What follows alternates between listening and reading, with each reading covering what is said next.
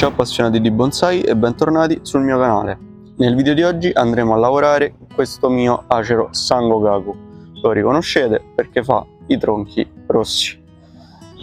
Questo qui ve l'ho già fatto vedere in tanti video, ce l'ho da anni, lo sto coltivando in modo tale da farlo diventare un bonsai, visto che comunque è una pianta già col tronco bello grande. Vediamo un attimo che cosa ci esce. Nel tempo sono andato ad abbassarlo, a fare tante lavorazioni, infatti qui vedete tutta questa parte secca che spero richiuda, eccetera, eccetera, eccetera. Ho definitivamente deciso di togliere totalmente questo ramo, almeno fino a qui, perché questo ramo mi serve per fare un innesto in questa parte, quindi per ora taglierò fino qua. Poi voglio andare a fare una leggera filatura per dare un po' una posizione a questi rami che ho in giro per la pianta.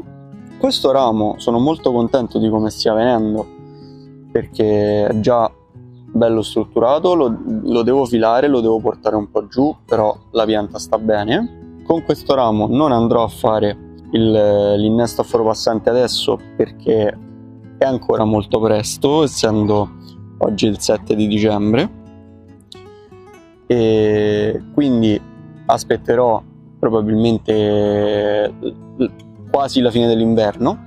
Però ora che più o meno ancora si muove e non sento resistenza, voglio andare a legarlo in questa posizione in modo tale che questa curva già si prepara e poi lo devo semplicemente infilare e fare l'innesto.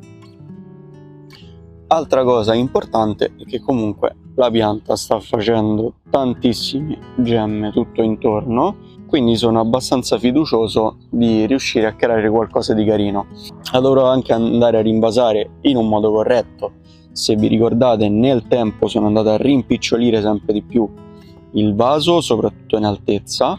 Ora siamo arrivati a un punto in cui è in questo vaso da circa 2 anni, se non ricordo male, poi vado a ricontrollare bene i video, e non ho mai districato le radici, quindi credo che sia giunto il momento questo inverno di andare a fare un bel rinvaso a radice nuda per andare a districare le radici e fare qui gli innesti con le 2 talee che ho fatto con questa pianta e forse anche con qualche piantina che è nata dai semi di questa pianta. Vediamo un attimo in base poi a come sta il pane radicale. Per fortuna ne ho di piante, quindi non dovrei avere problemi. Quindi in questo video vi faccio vedere intanto il prima e il dopo della filatura senza che vi faccio perdere troppo tempo. Quindi mi andrò a fare tutta la filatura da solo, tanto non ci vorrà molto, e poi faccio vedere il risultato e poi ci vediamo direttamente al rinvaso, così vediamo come stanno le radici, cosa sono andato a fare su innesti e varie cose, visto che comunque di qua le radici ci sono, di qua no, quindi ho l'idea che sono molto più basse. Quindi se le radici sono più basse o devo tagliare queste o devo fare in modo di farle uscire più alte e tagliare quelle sotto. Inoltre devo vedere un attimo in base a come escono i rami, però forse un pochettino nel rinvaso va leggermente, ma proprio mezzo centimetro o se non 1 centimetro, portata un po' più centrale, anche se avendo questo ramo che torna verso il centro, anche se in teoria il primo ramo sta di qua, però vediamo, non so bene dove starà il primo ramo. In realtà mi andrebbe bene anche un primo ramo qui, solo che c'era una gemma e prima l'ho rotta per sbaglio, ma sono fiducioso anche perché ne vedo un'altra piccolina vicino. Quindi in questo caso con l'apice che viene di qua, il primo ramo in questa posizione che vi dicevo potrebbe essere ottimo. Che dire, ci vediamo tra poco con la pianta totalmente filata e già sistemata, in modo tale che poi andiamo a stressare solamente le radici. Eccoci qua, ramo tagliato, rametto legato, se vedete è protetto dalla gomma, poi ho messo un po' di filo per tirare giù questo ramo. Il resto, se vedete la pianta bagnata, è perché ho dato una strofinata molto forte per togliere tutta questa, che credo sia cocciniglia. Questa qua è quella morta staccata, e infatti il tronco è molto più pulito. Adesso infatti qua c'è ancora, però non riesco a spazzolare bene. Questa magari nel dubbio la andrò a trattare, e forse è per questo che la pianta era molto debole, quasi sicuramente. Ho fatto una potatura a qualche altro ramo, ora spero che la pianta si riprenda molto meglio. Farò un trattamento ad hoc per la cocciniglia in modo tale da essere sicuro, e questo mi è da monito per controllare meglio le piante. Ci vediamo con il rinvaso.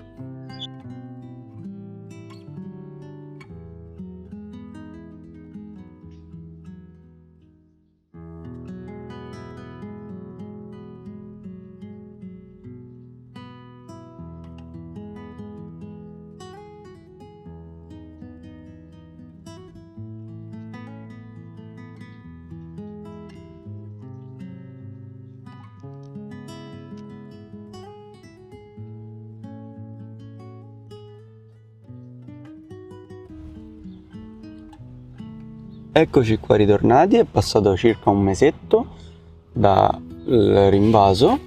Mi sembra che la pianta stia bene, sta ripartendo bene anche in punta. Tra un po' dovrò togliere il filo, sta facendo veramente un bel fogliame ed è partita anche in modo abbastanza vigoroso. Ora, quando il ramo sarà un po' più stabile, andrò a mettere un po' di filo qui per posizionare bene il ramo.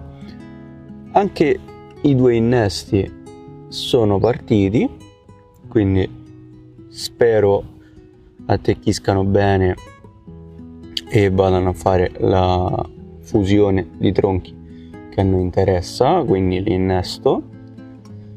E diciamo che tutto sommato bisogna cercare di essere positivi e prenderci comunque i bei segnali che questa pianta ci sta dando. Questo qui poi lo andrò a togliere, oppure potrei tenerlo come futuro apice tagliando tutto questo e dando conicità, non lo so.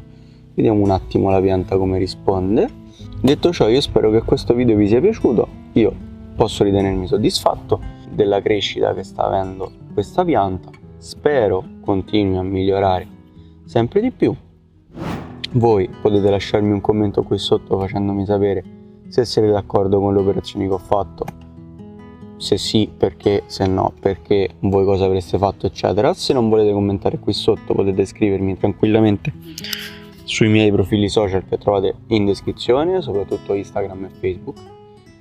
E se vi va lasciate un mi piace, condividete il video, andate a seguire i video della playlist per i neofiti che sto facendo se vi può interessare, e in ogni caso noi ci vediamo domenica prossima ore 19. Buon bonsai!